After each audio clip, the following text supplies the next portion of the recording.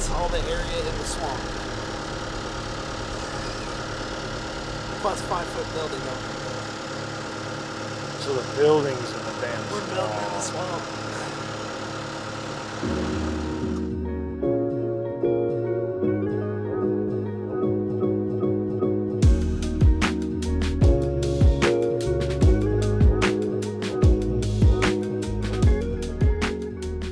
Good morning, everybody. A little eventful day for my start. Had a deer hit my truck.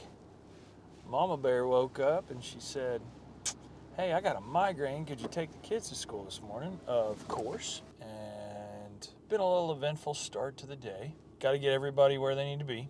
They already are, thank God. But gonna go in here in the office, check in on a few things, and we're gonna go old school it up just a little bit. Vlog it up like we used to when we were trying to figure out what kind of channel we were gonna be. And now that we've got you guys, we're gonna kind of show you how we started it all. Just a Will in the truck with me, driving around, talking about simple little notes on our job that didn't make much sense or strategy. So, come. Morning, D. Morning, boss. Are you filming, Will? I have something. That can be on film? No, I mean, it Oh. can, I guess. I don't know. I've been trying to email Ike about the site domain stuff that we're all in the email about. Where you at, Ike? Huh? On blast, bro. Where you at? Anyways, go ahead. But I think he's forwarding his emails to his email because it's bouncing. Everything I send is bouncing back as a rule. From his... Icon one. It sort of like sends like 3 times. Yes. I noticed that, yeah. I'm like, I couldn't get the answer to him because it kept bouncing. Okay. So I think that's the issue. Hey, Ike. Fix it. Okay. And I know y'all have a meeting today, because well, can you go to his office? I'm like, oh, he's not here. But when he is here, Well, that's cool that he because- thinks he's got an office here. yeah. From just a... I it was works. just like, you guys are probably seeing him today, so let him know he has to change his rules back, or else I can't give him an answer.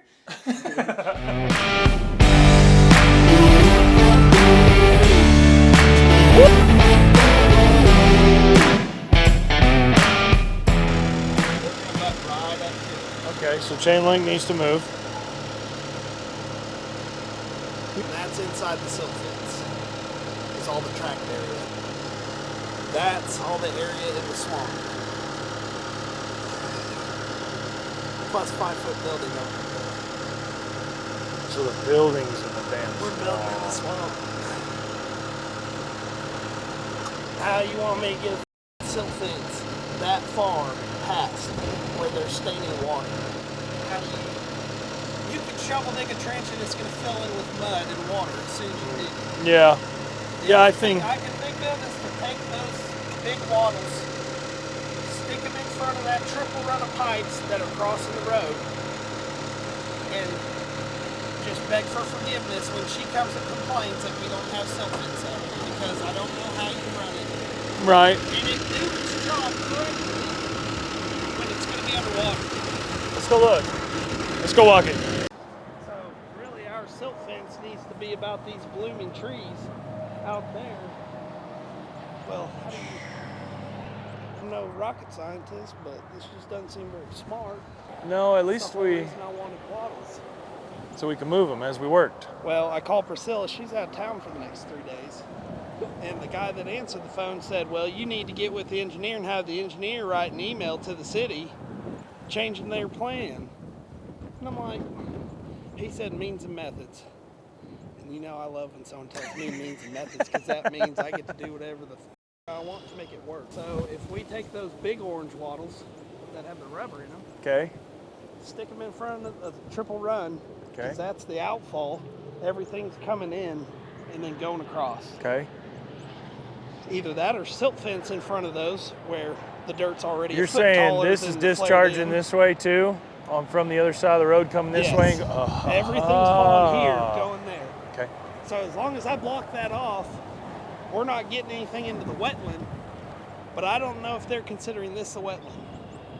And this is what they're trying to preserve. Because if this is what they're trying to preserve, Well, how did it's you- not going to happen because I'm going to be tearing it out to build. Yeah. How could they accept it so this can't be the wetland? All right, guys.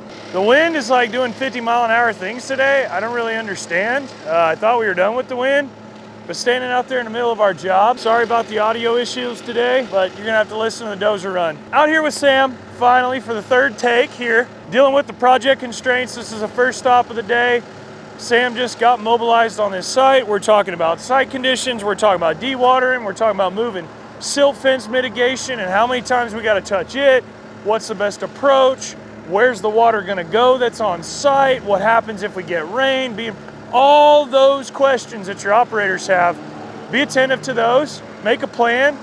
At least I know from where I'm standing in the company, I can go, okay, things are maybe gonna go a little bit slower. Right off the bat, I already know that because of the site conditions. We kind of already knew what we were getting into, obviously. It's right down the road from our shop. But now we're standing on it, looking at it, how we're gonna attack it. Totally doable, just gonna be probably a little bit slower than most people are expecting. Let's just put it that way. Anyways, we're gonna build a dealership in a swamp, in a drainage hole. You see the highway behind me. All the drainage from back behind me comes right to here. All the drainage from there comes right to here and goes straight across. Hey, and cool thing is, really funny, can you zoom in over there, Will, at those townhomes right over there?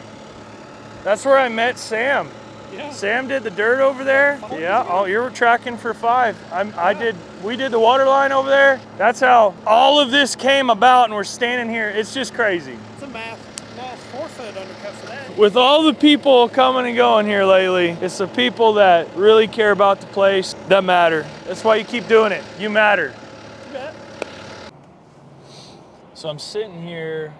This is directly next to where our job is, and these trucks are gonna have to be turning left here. And it's gonna be a problem. It's gonna be a major problem for these loaded dump trucks exporting out of this site sitting here. You guys can see how much traffic is going by. I'm gonna have to figure out a truck route for what they're doing, because we're gonna sit here and try and take a left, but you're gonna have to catch between these two lights, and you're close enough to that light that it's gonna be kind of a problem.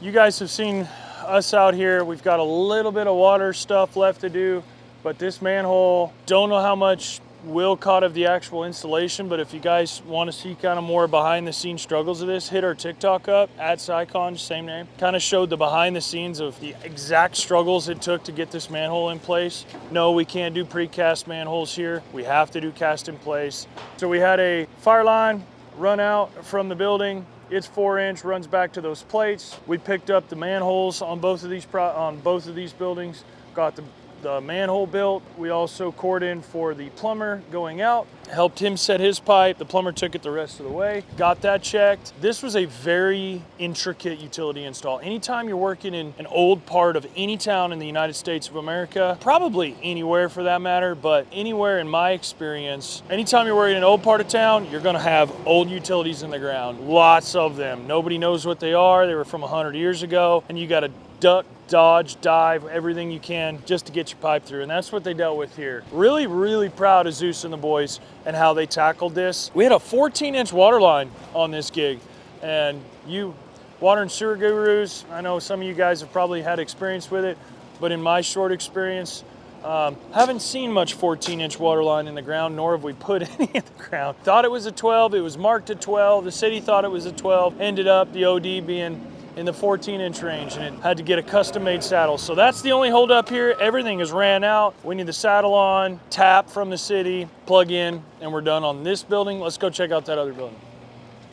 So I guess there's already a tradesman parking on our buried up sewer, but we cut this out. You guys saw, I don't know if you guys did see. If you haven't, like I said, go check out the TikTok. I don't know if YouTube has been up on this job or not, but I know I've been very involved over there on TikTok. So essentially, you can see the building right behind me. That's the building we just walked from. Over here, we had to do the sewer as well. There was already an existing manhole. Cut it out, got shoring in there, got it plated, got it fenced off, worked with the plumbers, coordinated, and they're plumbed in, ready to go. And, oh, we do have one more fire line. Come on. All right, you see the backhoe over there? Backhoe's being here. We're gonna be taking these plates off so we can get back down into our water main. Water main's out there, dug it extra wide to help the city. They're gonna put some domestic taps in there. Our fire tap was over here, came right down through here, right into that back riser room right over there, where you see those fellers working, probably installing a backflow right now. But we had some major intricate downtown utilities to cross that nobody had a clue that they were here. That was all successful, and we didn't hit nothing. That was the big deal on this. Kept everybody active, and really proud of Zeus. Clean, installed, done. Just need some taps, and we'll be out of here. Anyways, this place is about done. The building pad looks phenomenal. It's been too windy to fly the drone a couple of days, but it looks really, really good. We've got this blue room fell down, but this little low-lying area right in here, we're waiting on the gas company to move their meters out of our way so we can extend our parking area back in there. Building pad looks so good. It looks so good. Parking falls away. We got parking that goes all the way around the building and then goes around the existing building. Retention pond is in. Pit is that's what these fellers are here doing. They're putting the construction entrance back in. We had to cut it down a couple of feet. You'll see it's been, in the previous videos, the construction entrance is kind of high. The whole existing site was kind of high. So anyways, we got that cut in, so everybody building vertically can now come in the construction entrance and leave this existing parking lot alone. I said we got the retention pond in, but they're working now. I guess I'm gonna have to bring the 138 up to sit up there at the pit to get the pit completely backfilled. Nate's gonna hop in a 360 and load Bill in the dump truck, and we're just gonna piss sand some dirt from here over to the pit and get that completely. It probably needs 30-ish loads, and it'll be backfilled. Then we're gonna compile that dirt, track walk it in, waddle it up, and then at the end of the project, we'll fill all the islands after curb comes in, fills up back of curb, waste as much as that dirt as we can, then turn around, probably, you guys heard us talking about maybe sifting it and selling it for the church and trying to help there. Shout out to these guys. This one was awesome. It went really, really well, went exactly how it was supposed to. So shout out to these guys, seriously. They're kicking the butt, kicking ass. Yeah, taking names. Here we go. So this is on the southern part of the job of the existing building at the very far.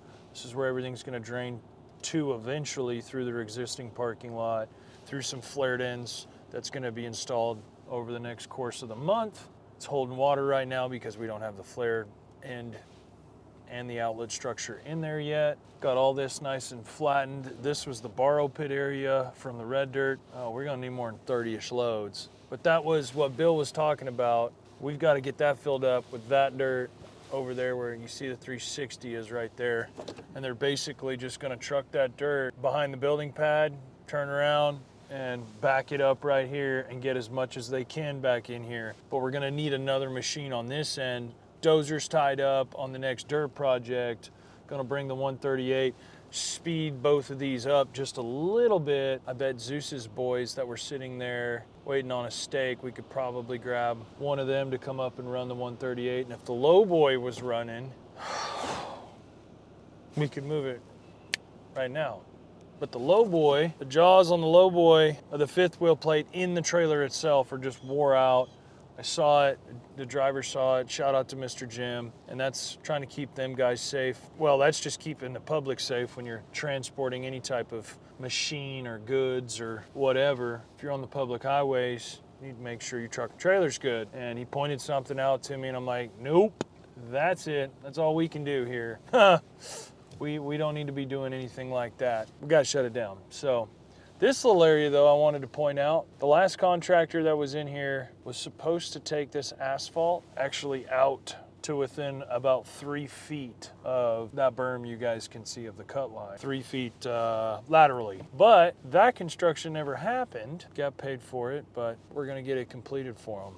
And then that way we can continue on with our trickle channel into our retention pond off the sheet drainage of the parking lot. Here we go.